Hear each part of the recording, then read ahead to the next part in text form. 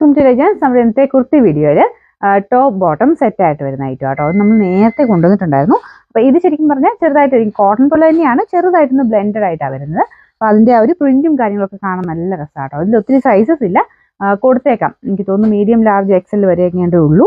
അപ്പോൾ അത് നിങ്ങൾക്ക് പറ്റുന്നതാണെങ്കിൽ മാത്രം. ഇതിൻ്റെ വലിയ സൈസ് ഉണ്ടോ എന്ന് ചോദിക്കരുത്, കാരണം ഇല്ല.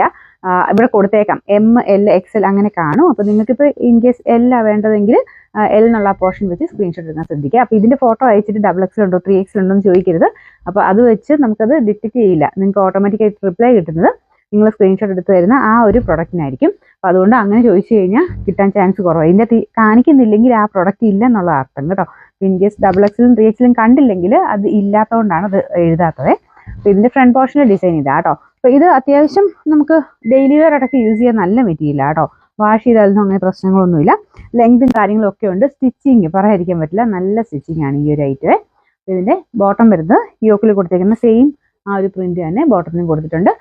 കറക്റ്റ് സൈസാണ് കേട്ടോ. ഇത് ഞാനിപ്പോൾ മീഡിയം ഇട്ടേക്കുന്നത്, അത് തന്നെ ഒരു ഇച്ചിരി ലൂസായിട്ട് കിടക്കുന്ന പോലെ.